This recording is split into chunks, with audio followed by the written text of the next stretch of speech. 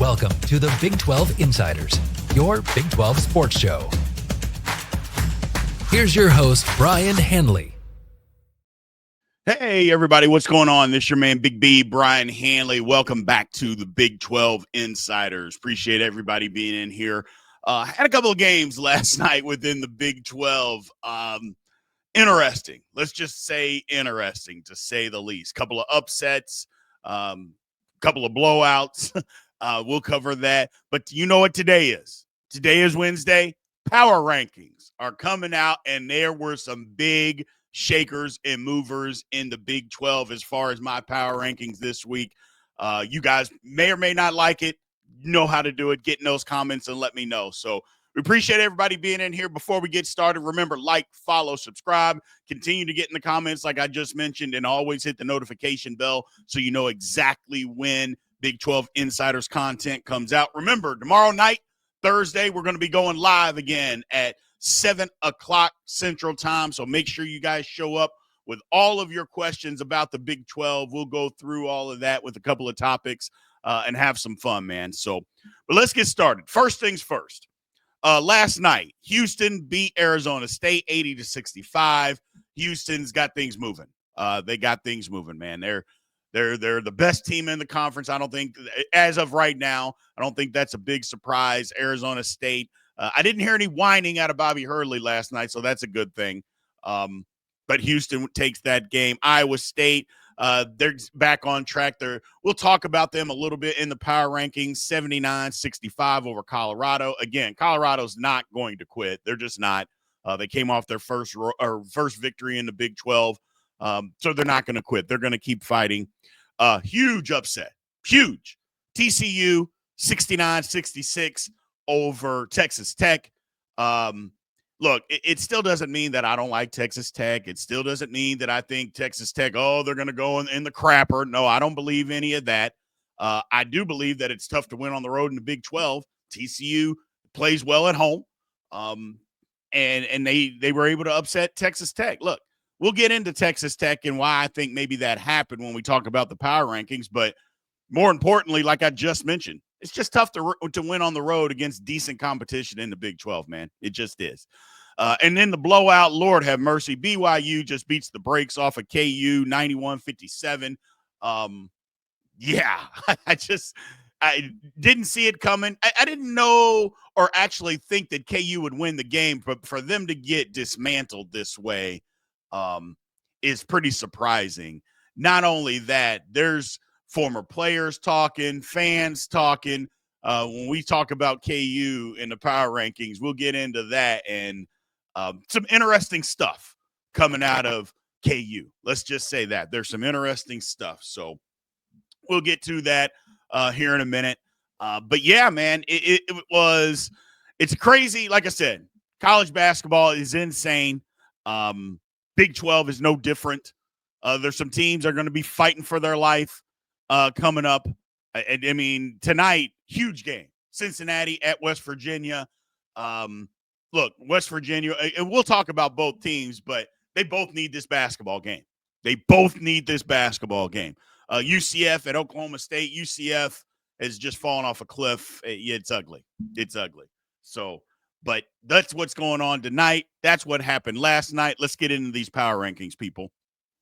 So first things first, at number 16, UCF, like I just mentioned, total collapse.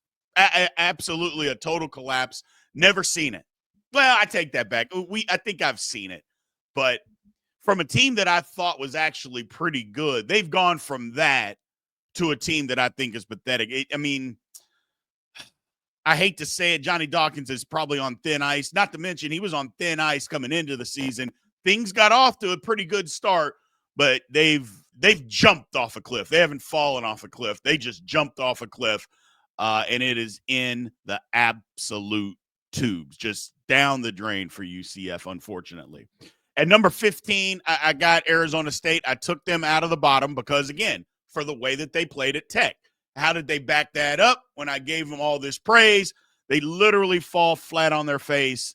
I don't know, man.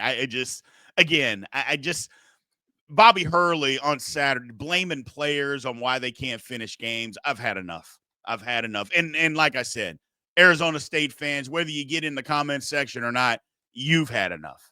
It's just time. I hate calling for people's job, and I'm not necessarily saying that either you change or Arizona State needs to make a change. It's just that simple. Colorado at number 14 got their first win on Saturday. They're still fighting. They got a coach that's not going to let them quit. They're still fighting. I thought they would get a win on Saturday against UCF. They did. Look, they're just not as good as Iowa State. It's just period. They're just not as good. That wasn't even Iowa State's A game, and they were able to win by 14 at home. It just is what it is. But Colorado's going to keep fighting, man. And number 13, Oklahoma State. Now, here's the thing. That was disgusting against Texas Tech on Saturday. Absolutely disgusting. And what I believe is what happened is they thought they had a win. I think that was last Tuesday night in TCU. They thought they had a win, and they ended up giving a late three-pointer, almost a Hail Mary. It was a Hail Mary pass, a three-pointer to lose in the last second of the game. And that emotion just carried over to the next game, and they just couldn't find it. Now, Tech was really good. Don't get me wrong. And Tech was coming off of not playing well. But I believe that's what happened to Oklahoma State when they just got blown out by Tech. They let one loss beat them a second time, which is what you can't do. But we'll see. We'll see if they can battle back and continue to fight throughout this season. Now, number 12. This is where it gets a little spicy for me. I've got West Virginia down at number 12. Now, West Virginia, I got Cincinnati at 11. Cincinnati, you broke my heart. But both teams, they play tonight. Both teams need a win. Here's the thing with West Virginia. West Virginia is playing themselves out of the tournament. They are literally, by the game, are playing themselves out of the tournament. They've lost their consistency. They're not able to score enough points. The defensive effort hasn't always been great, but they're playing themselves out. They got an opportunity. They got to win this game. They got to win this game because now they're on one of the teams when you look at bracketology. Now, again, you can take bracketology for whatever it's worth, but they're one of the last buys is West Virginia. It goes from that to you lose this game, you're going to be one of the last four in or maybe the first four out. So winning has to become a priority for West Virginia. On number 11, Cincinnati, the same thing. Yeah, we had won 3 in a row after a losing streak, hadn't looked good, but the schedule kind of lightened up. You get a couple of wins, and then lo and behold, you lose one. Now, granted, that's not a bad loss to Iowa State. That's not a bad loss at all, especially on the road, but you got to get this one. You got to get this one because if you don't, it becomes troubling. It becomes troubling. You know, I don't want to say this is a game to see who makes it into the tournament because right now, West Virginia's in. Cincinnati's not even really being mentioned. But if Cincinnati can go to West Virginia and win this game, they're going to be mentioned in the next bracketology. Whether it's first four out or the next four out, whatever it may be, Cincinnati will get that consideration. Not to mention they would be playing well. And that's what Cincinnati needs to do. Get it back going. West Virginia, the same thing, man. They both got to win this game. At number 10, may shock some people. Others are probably like, this might be too high. Kansas.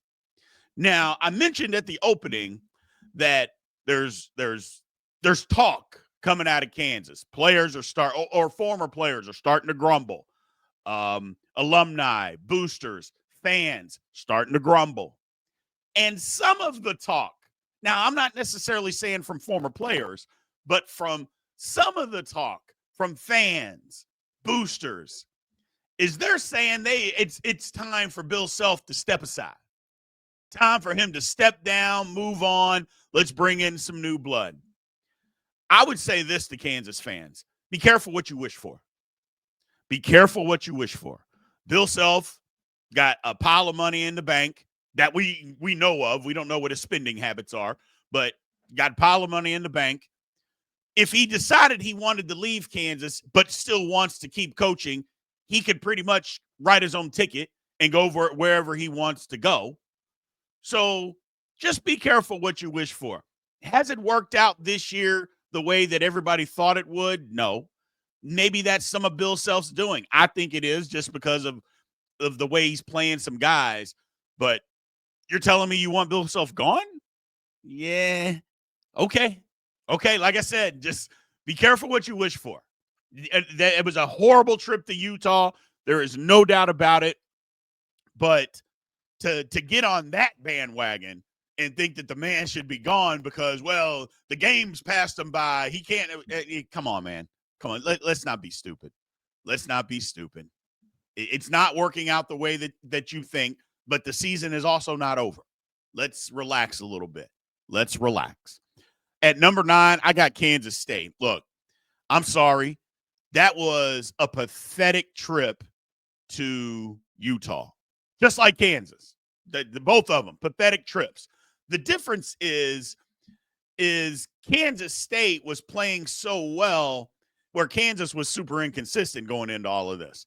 Kansas State was playing so well, and for you to get physically whipped in 2 basketball games, in 2 games that if you win them, Kansas State is probably on the inside of the tournament. Now, there's still plenty of work that would have had to be done, but if they would have come out of this trip 2-0, then yeah, Kansas State is on the inside looking out as far as the tournament goes.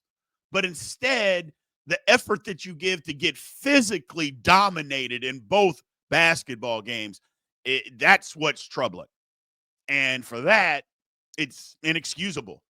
And I don't know.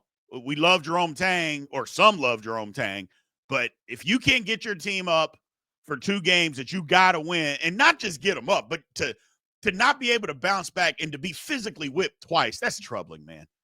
I'm not saying they have the most physical basketball team, but you can't let that happen to you not once, but twice. Yeah, inexcusable. Inexcusable in my opinion. At number 8, I got Utah. Look, Utah, it couldn't have went better for them. The trip from the Kansas schools, they get 2 wins. Now, I don't think that they have a shot, a real shot as of right now of making the tournament. But at 15-11, 7-8 in the conference, if they got to 11 wins in the conference, I don't know, people. I don't know. 11 wins in the Big 12? That might be enough. Now, obviously, they got a ton of work to do left, and they haven't been the most consistent basketball team either this year. But I'm just not willing to write them off yet. I'm not. Especially they go 11 wins in conference, and then they win a game in the Big 12 tournament. I'm not ready to write Utah off just yet. Good weekend. Couldn't have been better for Utah. And number 7, TCU. Look, that's impressive last night. That's impressive. I've been calling TCU a talented but inconsistent basketball team, kind of in the same realm as Baylor. But that's a win last night. They played well at home, and they played well at home again. They've won 3 in a row. Again, not out of this thing when it comes. And they've got some opportunities here. You know, you look at TCU, they got some huge opportunities the next 2 games. They go to Cincinnati and they go to West Virginia. They win those 2. They can find it and keep it going, and they win those 2 basketball games, people will be talking about TCU being in the tournament. Not sure they make it, but they'll have to talk about them being in the tournament. That's a great win for them last night. 2 gigantic games coming up on the road. Moving on, number 6, Baylor. Still inconsistent. Baylor is just that team that is going to fight with the upper echelon. Maybe they win one. They'll keep them close, but for the most part, they're not capable of beating the upper echelon in this conference. That's what Baylor is. Not saying it can never happen or anything like that, but they're just that team, talented, not deep, and it's tough to win in today's basketball playing 7 guys. It's just tough. Either way, they're just not in the upper echelon of this conference. Still a good team, but not in the upper echelon. They're just not, like I said, not deep enough, not consistent enough to be able to beat those teams on a consistent basis. Number 5, Texas Tech. Now, look, Red Raider fans, here's the reason why. 2 of the last 3 games, you haven't looked good. Okay. That Arizona State win looks, I mean, you guys saw the game. And I know you're going to say, well, Arizona State shot the lights out. Hey, man, you can put some defensive pressure on them. You can do some other stuff. You just underestimated them. You know it. I know it. We all know it. It happens. And they got hot. They got hot. But you're better than that. And you know you're better than that. And you proved it. You come out and you just blow out Oklahoma State. And then last night at TCU. So it just, you got to get it back. You got to get it back. I don't think you can win the conference at this point in time. It's going to be real tough because that's a tough loss at TCU. But again, everybody else's schedule, Houston, Iowa State, their schedule is pretty tough down the stretch. And I said it going into the TCU game that yours was the easiest. Well, you proved me wrong because TCU beat you. So it is going to be tough to be able to come back and win, but not impossible. And I still like you. So, again, it's tough to win in this conference on the road, man, against decent competition. It's tough to win on the road. So, but I have you at 5 this week in the power rankings. At number 4, I have Arizona. That's a good win at Baylor. Again, Baylor's talented, inconsistent. You needed that win. It's good that you didn't allow one game to beat you a second time.